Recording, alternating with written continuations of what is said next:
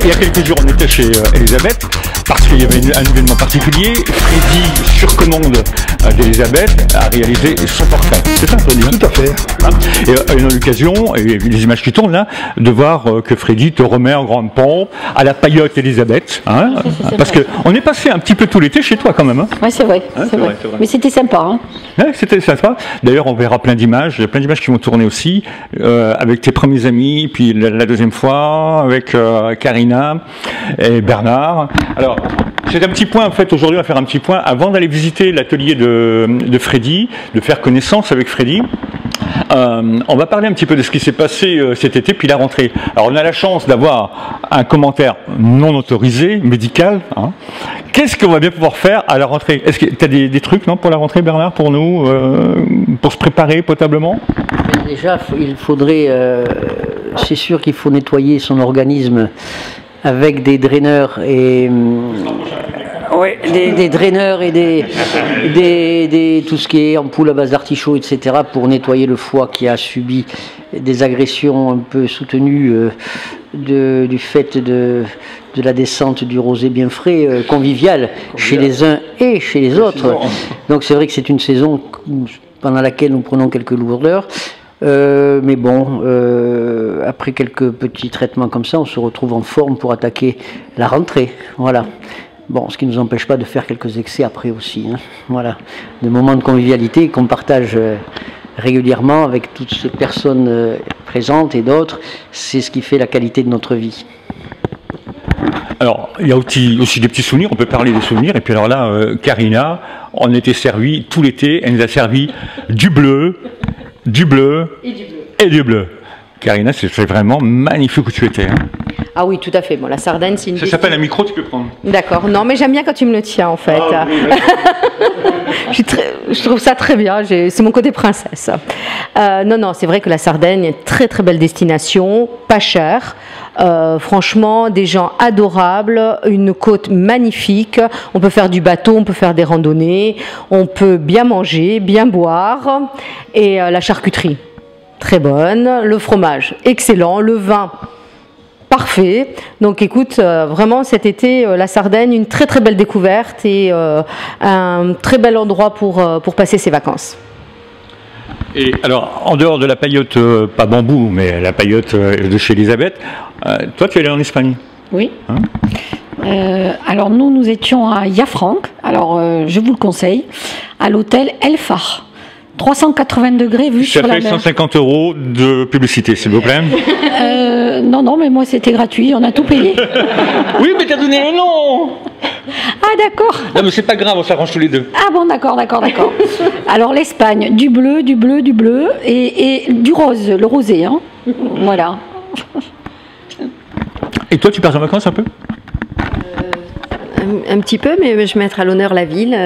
J'ai passé d'excellentes vacances à Montpellier. C'était bonheur. Il faisait beau, et du bleu aussi à Montpellier. Et ça fait du bien de profiter également de sa maison. Voilà. Quand on n'y est pas pendant toute l'année, c'est un vrai plaisir de rester à la maison. En fait, il n'y a pas besoin d'aller très loin pour voir des choses magnifiques. Hein. On a la mer qui est à côté de chez nous. Hein. Oui, tout à fait. On a un beau musée. D'ailleurs, il faudrait que plus de gens aillent visiter ce musée Fabre. S'il vous plaît, allez visiter ce musée. Bon, alors on a la chance d'avoir quand même la reine de Montpellier, hein, sur tout ce qui est sortie, sur ce qui est activité sportive. Tiens, à ce sujet sportif, je vous invite vivement, puisque ça va passer ce soir, cette chronique, à aller voir dans différents endroits de Montpellier. Il y a une activité sportive organisée par la team. Hein, c'est le comité gay au niveau européen. C'est tous les grands noms du milieu, que ce soit la natation, le basket, le hand, le foot, qui seront sur Montpellier ce week-end. Je vous invite d'aller les voir, parce que là aussi, on est dans la non-discrimination. Hein. On est d'accord? Oui, tout à fait. Et là, à partir de la semaine prochaine, en plus, il y a l'Eurobasket à Montpellier. Donc, il y a un village qui va être installé sur l'esplanade. Avec Vladina, avec Slavika, voilà, tout à fait, et Geoffrey. Et il y aura 4000 mètres carrés qui vont être installés avec des écrans géants, des joueurs qui vont venir, des carrés VIP. Il va y avoir des DJ le soir et la retransmission de tous les matchs. Donc pour ceux qui n'auront pas eu l'opportunité d'aller voir les matchs à l'Arena par manque de place, parce que je crois savoir que c'est relativement très complet. Hein. Oui, et puis il faut quand même être honnête, c'est quand même très cher. Voilà. Parce qu'on est quand même avec des billets qui commencent d'accord à 35 €, mais si vous voulez voir vraiment le match, on est à 180 €. Voilà, alors après, il faut demander à Bernard si éventuellement... On peut avoir une chaise au carré VIP du village qu'on vous offrira avec beaucoup de plaisir si vous venez. Il n'y a pas de souci, le village qu'ils vont faire pour l'Eurobasket. Donc il y a 4000 mètres carrés, la retransmission, une bonne ambiance. Et il y aura des joueurs qui vont passer, il y aura du rosé, il y aura des DJ, et il y aura des animations pour les enfants. Donc c'est vraiment très intéressant. Et pour finir avec le sport, la reprise du handball, c'est le 9 à Pagnol, c'est ça? Tout à fait, oui. Ils reprennent, le rugby a déjà repris, le foot aussi, tout le monde reprend. Là, ça y est, c'est la rentrée pour tout le monde s'y met. Alors attends, un message. Et Bernard aussi il reprend. Non, alors moi, un message pour la rentrée, surtout ne pas oublier le partage avec tout le monde, voilà, et l'amitié. Mais bien cher frère. Le côté zen. Elle a raison. Mais oui, on a un petit mot déjà sur les closings des paillotes ou tu es déjà au courant un peu non, de ce qui va se passer? De toute façon, oui. On a déjà ce week-end le closing donc, du Carré Mer avec un DJ qui ne vient jamais en France. Ils ont réussi à avoir un des plus grands DJ. Et là, franchement, ils se sont bien débrouillés. Et puis après, ils vont enchaîner tous les closings de toutes les paillotes de la région au fur et à mesure pour pouvoir fermer, pour qu'en octobre, il n'y ait plus rien sur le littoral. Alors, dernière question, avant qu'on s'intéresse à notre ami Freddy, qui a découvert Freddy ici? Tout le monde, ensemble, les uns derrière les autres? oui, qui a découvert Freddy? C'est toi? Tout le monde. Freddy, non mais tout le monde. Alors ma question, voilà, ma question est peut-être mal posée. Quelles sont les relations que vous avez, voilà, Karina m'a connu par mon épouse. avec le caribou. Moi, je l'ai connu par son épouse, donc qui travaille à côté du musée Fabre à l'Insensé. Et donc c'est vrai que moi, j'adore l'étoile, j'adore la couleur. Donc là, j'étais servie. Là, pour le coup, j'ai eu vraiment un coup de cœur. Et donc là, du côté alors de moi, chez de mon côté, Madame, moi de mon côté, c'est par Bernard, parce que Freddy est l'oncle par alliance de son associé. Voilà. Plus ou moins. Donc moi j'aime l'art. Il me dit, oh tu sais, elle a un tonton qui fait de super tableaux. Cousin. Ah bon, excuse-moi. Cousin? C'est pas l'oncle, mon cousin.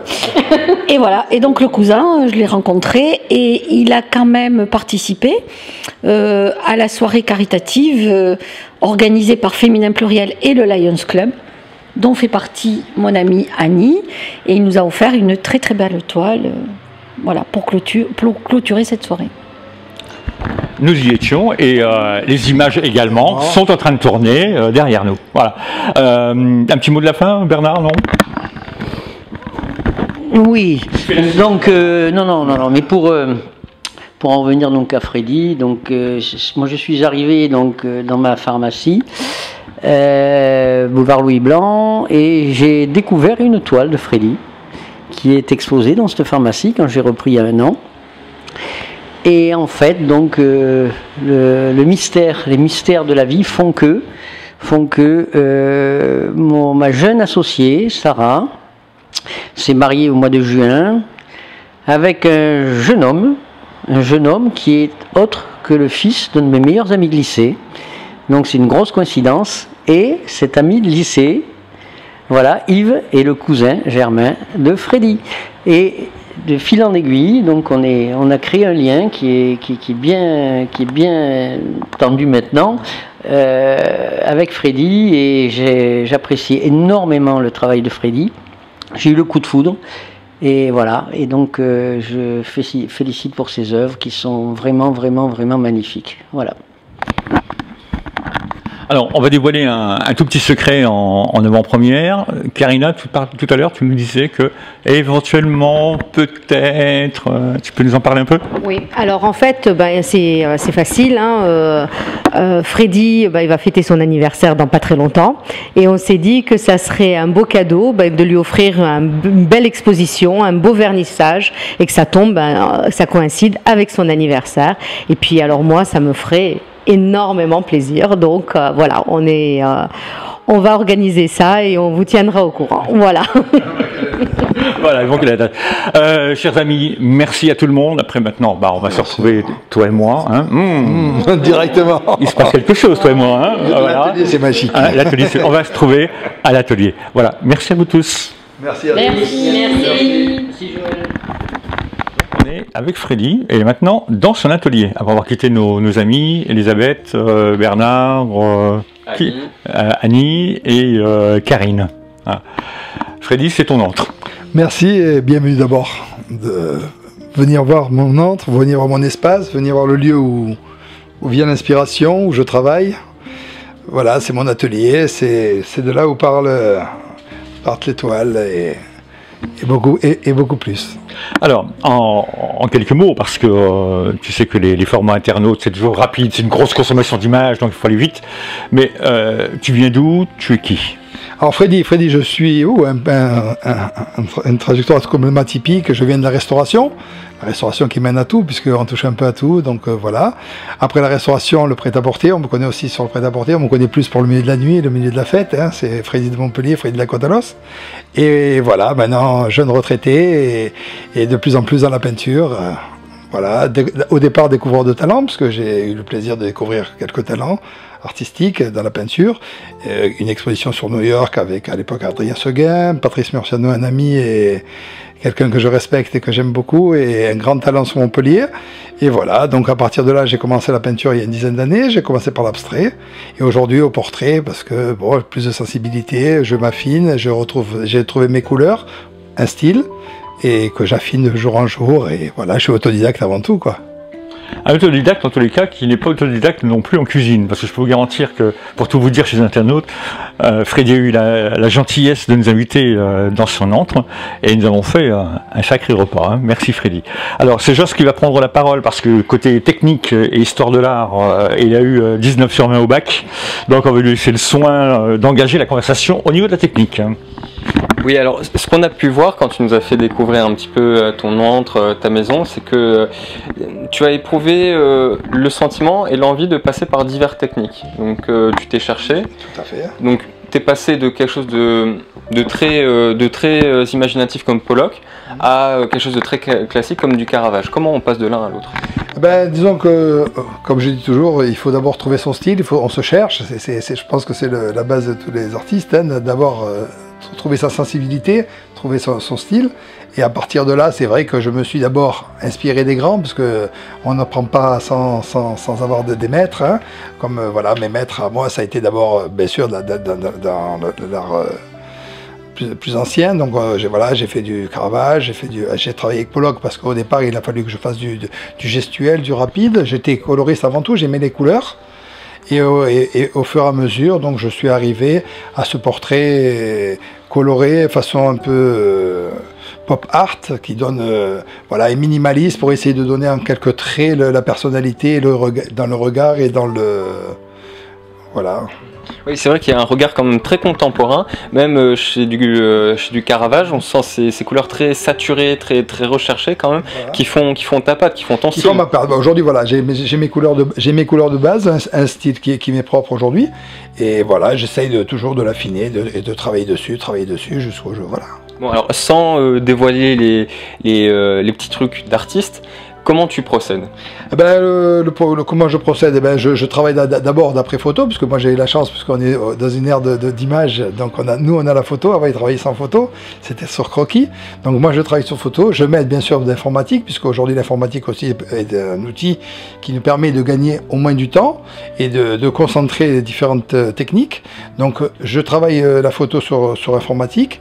Une fois que j'ai le ressenti que le portrait est à l'image de ce que moi j'aurais fait si j'avais ces talents au niveau de la rapidité, j'exécute. Donc ce sont des peintures, ce sont de véritables peintures. Je travaille à l'acrylique sont de véritables peintures et des pièces uniques. Chaque tableau est unique. Alors, il faut le dire, chers téléspectateurs, c'est que c'est pas du projeté, Ah non, c'est à la main. Hein. C'est peint. Tous mes tableaux sont peints. Tous mes tableaux sont peints. C'est pas imprimé, je veux dire. Hein. Donc voilà, pour un autodidacte, Voilà. hein, c'est qu'on arrive quand même à un niveau de professionnel qui, il faut le dire, sur la scène montpelliéraine et régionale, tu es l'un des seuls à faire ce genre de choses. Hein. Il faut se le dire. Soyons un petit peu moins raisonnables, il faut le dire. Donc là, quelle toile on a devant nous? Là, on a ma version, comme j'ai dit, ma version de Basquiat, parce que c'est vrai que Basquiat a marqué beaucoup mon retour dans mon antre, comme vous dites, ou dans ma maison, où j'ai eu le plaisir de vous recevoir aujourd'hui. Quelques grands tableaux de Basquiat qui nous a quittés vraiment trop tôt, qui est pour moi bien sûr un maître aussi dans la façon qu'il a eu d'interpréter le travail de la rue et le travail de l'actualité, puisque on retrouve chez lui tous ces traits forts et cette façon de commenter l'actualité. Voilà. Donc c'est un peu mon maître à penser pour essayer d'un jour arriver au moins à ce niveau-là. Donc du coup, c'est vrai que là, bon, on a une. Alors là, pardon, je vous coupe. Donc, oui, sur ce tableau-là que j'ai commencé, donc on retrouve bien sûr le portrait Basquiat qui est le côté Freddy, et de l'autre côté, en opposition, bien sûr, pour parler de lui, c'est des moments de sa vie qui me paraissent moins importantes et qui font l'équilibre entre son côté et le mien. Voilà. Donc là, on a des toiles quand même très lissées, mais ce n'est pas que la corde à ton arc. Tu en as plusieurs. Tu fais beaucoup de matière. Hein, beaucoup de matière, beaucoup de couleurs. Beaucoup de couleurs, beaucoup de matière. Là, on est dans quelque chose de minimaliste, mais c'est vrai qu'on retrouvera après, plus tard. Voilà, j'ai fait du Picasso, je fais différentes œuvres où on retrouve la touche plus artistique, plus colorée de l'artiste. Voilà, c'est ce qu'on aime chez Montpellier New Day, c'est que tu as la sincérité de dire je reprends des sujets qui ont été déjà pris. Oui, bien sûr. À ta patte. Voilà, c'est tout. Et ça, c'est de la créativité. C'est une réinterprétation, c'est bien ce que je dis, c'est une réinterprétation. Et c'est ce qui fait le caractère unique de ta peinture. Et on reconnaît ma peinture maintenant grâce à mes couleurs et grâce à mon style, parce que voilà, on retrouve toujours le même trait, le même. Oui. Et puis, alors, quels sont tes prochains projets? T'as des petits trucs derrière Les projets naissent au fur et à mesure, donc j'ai peut-être la chance, c'est peut-être trop tôt d'en parler encore aujourd'hui, contacté par une grosse maison de bijoux. Donc j'ai quelques œuvres à faire pour décembre, donc voilà, c'est un projet D'accord, en gestation. En gestation. On regardera ça, on verra ça avec toi. Voilà, voilà. En tout cas, voilà, on était en compagnie de... Une belle demande. Ouais, une belle demande, en compagnie de Freddy Teboul, donc ça nous a fait plaisir. Moi aussi. Là, on va faire un petit peu le tour de tes créations, sûr. pour vraiment faire approprier aux téléspectateurs ce que tu fais, ce que tu es capable de faire. Tout à fait, là, on est dans les...